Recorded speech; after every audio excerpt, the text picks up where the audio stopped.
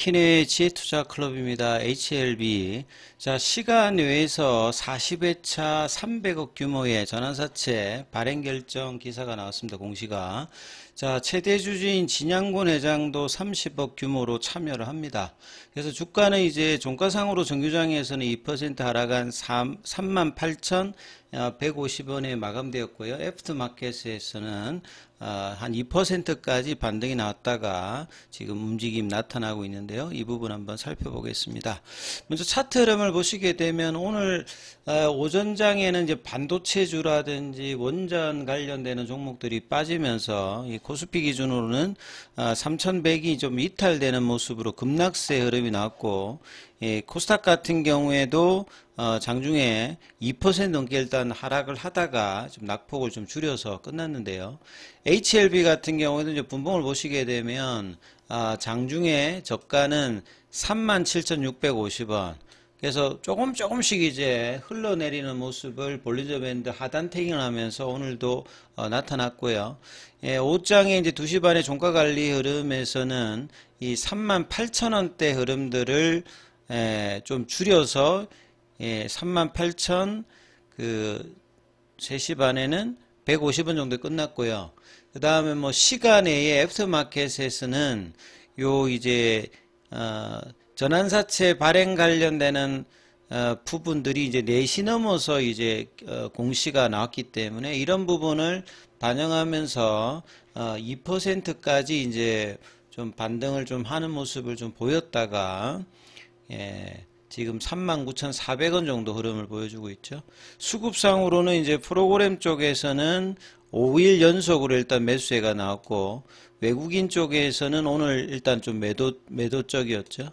그 다음에 이제 뭐 창구 쪽으로 보시게 되면 대부분 이제 거래량이 이제 뭐 애프터마켓까지 포함하면 이제 한 150만 주 정도 흐름을 보여주고 있는데, 정규장에서는 한 100만 주대 초반 정도입니다. 그래서 지금 대부분 뭐 공매도 쪽 창구가 수급을 좌지우지하고 있죠. 신한에서 그 다음에 이제 한국투자증권 이런 쪽에서 이제 매수고, 요 매도 쪽에서는 외국계 골드만, JP모간, 모건스탠리 이쪽에서 매도로 최근에 이제 매수를 이어갔던 부분들을 매도를 다시 또 하는 모습을 좀 보여줬습니다.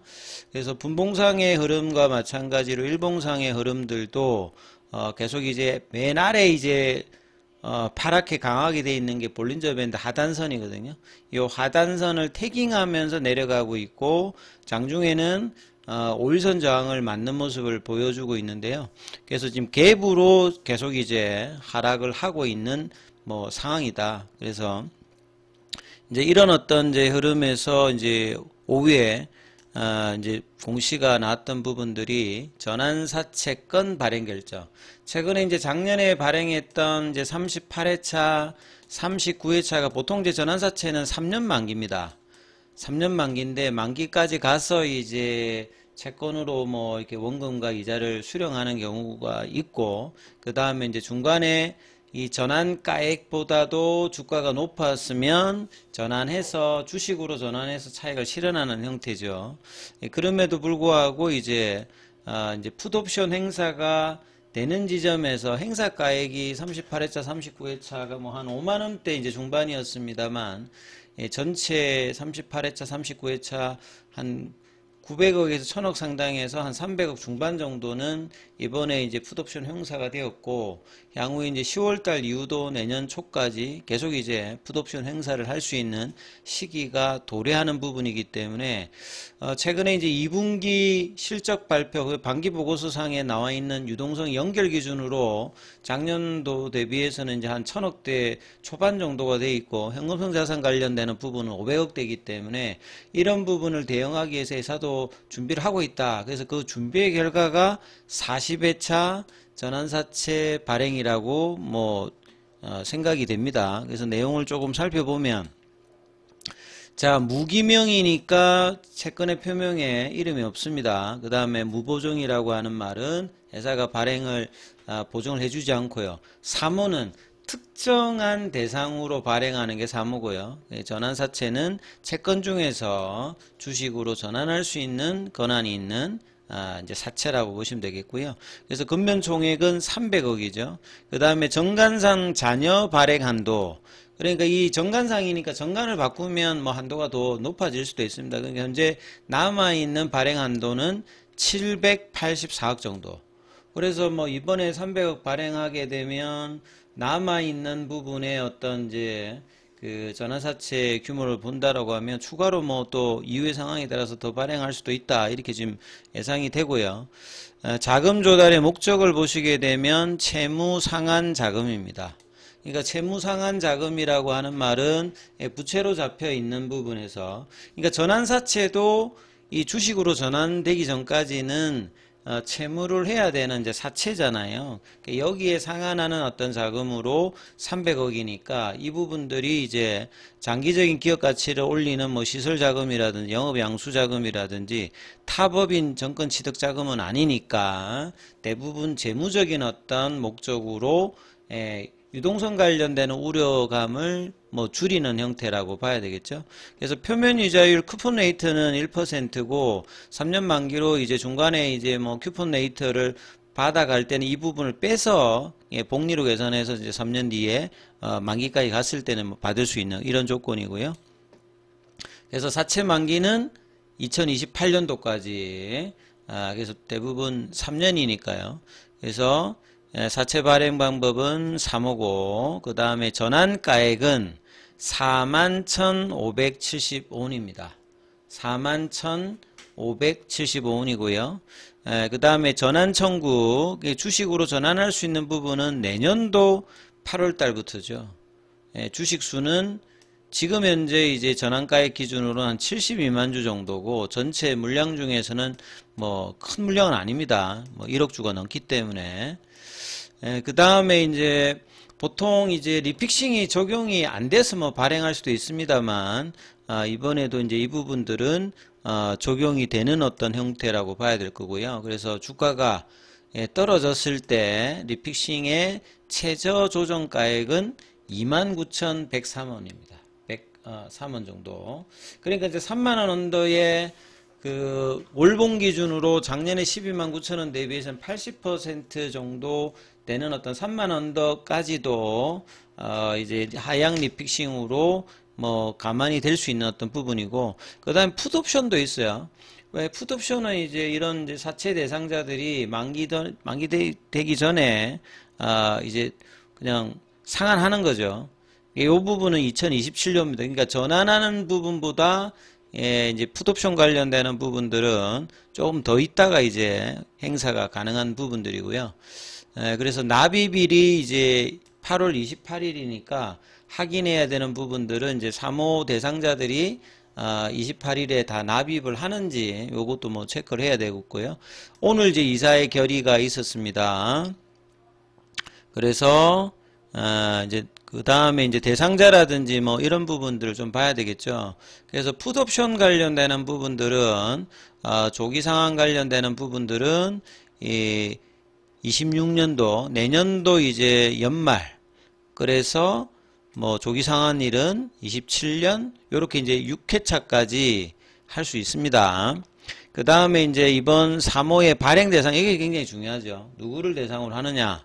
근데 이번에는 계열 회사들이 참여합니다. 그래서 뭐 파나진, 이노베이션, 제넥스인데 결국 이제 진양곤 회장이 2020년 이후에 M&A를 주축을 했고 최근에도 이제 이 부분들을 파나진이나 이노베이션이나 제넥스 같은 경우에는 추가적으로 이제 M&A에서 이제 HLB 계열 쪽으로 들어가 있는데 그래서 계열사를 대상으로 자금 조달을 뭐 하는 부분들을 활용도를 이번에 또 이제 하죠. 그래서 파나진 쪽에서는 100억, 이노베이션 쪽에서는 100억, 그 다음에 제넥스 쪽에서도 70억 정도의 선정합니다. 그러면 뭐 파나진이나 이노베이션, 제넥스가 이제 이 자금 조달을 또 뭐 어떻게 하는지 또 체크를 해야 되는 거고요.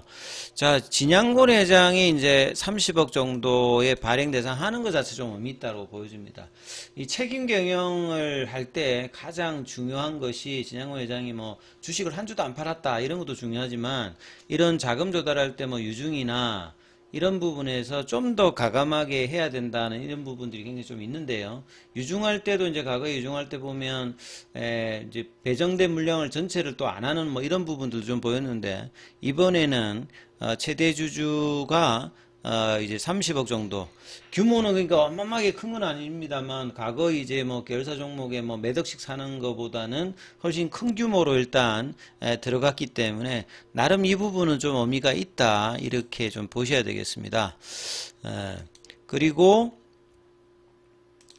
지금 이제 미상한된 주권 관련되는 사채권 관련되는 부분, 그래서 38회차, 39회차 관련되는 부분에서 지금 이제 잔액이 560억, 그 다음에 이제 39회차가 320억. 그래서 보시게 되면 여기서 이제 뭐 행사 관련되는 부분들이 있기 때문에 이 부분들을 좀 감안해서 봐야 되겠죠. 그래서 지금 38회차 관련되는 부분들은 이제 뭐 300억대 이상 정도가 풋옵션 행사를 했기 때문에 남아있는 물량들이 또 이제 이후에 어떻게 되는지 이 부분은 또 확인을 해야 되는 어떤 상황이고요. 그렇기 때문에 이제 오후에 이제 이 관련된 기사가 많이 나왔습니다. 300억 규모의 40회차 무보증 3호전환 사채 발행 결정. 그래서 이제 주가에는 이제 애프터마켓에서 좀 올라갔던 부분들이 일단 유동성 관련되는 부분의 리스크를 어느 정도는 조금 이제 해소를 하고, 이후에 이제 39회차, 38회차 남은 물량들에 대해서 이제 유동성 관련되는 부분을 어떻게 좀 해결하느냐.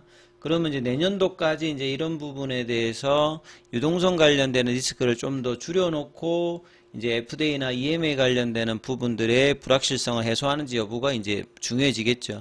오늘 항서제약 같은 경우에는 1.88%, 오늘 이제 항서제약 같은 경우는 이제 반기 보고서 관련되는 부분 발표를 앞두고 있거든요. 어제 이제 나름 윗꼬리 연봉이었는데 오늘은 반등의 어떤 흐름들을 상해 증시에서 보였고, 그 다음에 홍콩 증시에서는 밑꼬리 있는 약보합세 흐름 한 0.57% 좀 빠지는 모습을 좀 보였죠.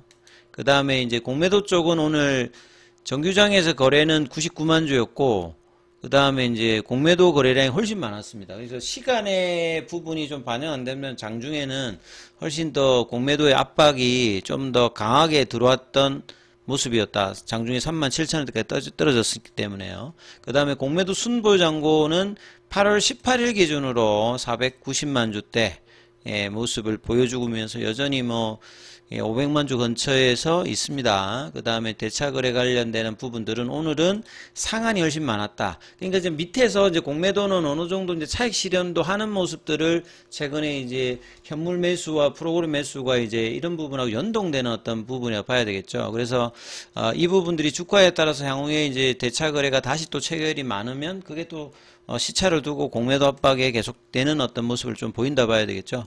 자, 장중에는 무료 텔레그램방이 운영되고 있습니다. 링크되어 있는 부분 참조해 주시고, 입장 문의는 문자 남겨주시면 안내 드리고 있습니다. 계열 종목에 관련되는 부분들은 이어지는 영상에서 살펴봐 드리도록 하겠습니다.